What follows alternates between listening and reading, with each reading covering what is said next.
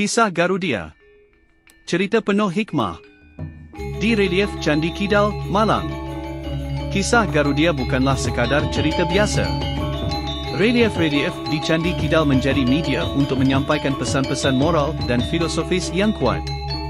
Garudia digambarkan sebagai sosok yang gagah perkasa, penuh pengabdian, dan berani berkorban demi membebaskan ibunya, Vinata, dari perbudakan.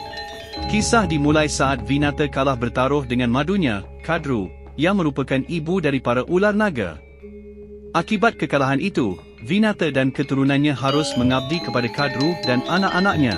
Garudia, yang merasa iba melihat penderitaan ibunya, bertekad mencari cara untuk membebaskan Vinata. Syarat untuk membebaskannya adalah dengan membawa tirta amerta atau air keabadian, yang dijaga oleh para dewa di kahyangan. Tentu saja, untuk mendapatkan tirta amerta, Garudia harus berhadapan dengan para dewa. Garudia dengan gagah berani melawan Dewa Indra dan dewa-dewa lainnya sampai akhirnya menang. Tetapi Garudia kalah oleh Dewa Wisnu. Tapi dia meminta tirta amerta untuk mendapatkan kebebasan ibunya.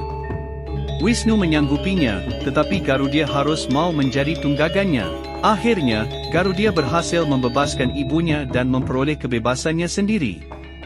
Menurut penafsiran para ahli, pembangunan Candi Kidal dan pemilihan kisah Garudia sangat erat kaitannya dengan Raja Anusapati dari Kerajaan Singasari. Raja Anusapati adalah sosok yang dikisahkan memiliki perjalanan hidup yang penuh tragedi. Ia dibunuh oleh adiknya, Tojaya, untuk membalas dendam atas kematian ayahnya. Candi Kidal diyakini sebagai tempat pendarmaan, pemakaman, Raja Anusapati, dan kisah Garudia yang berjuang keras untuk mendapatkan kebebasan dan keadilan seolah mencerminkan perjuangan hidup sang raja.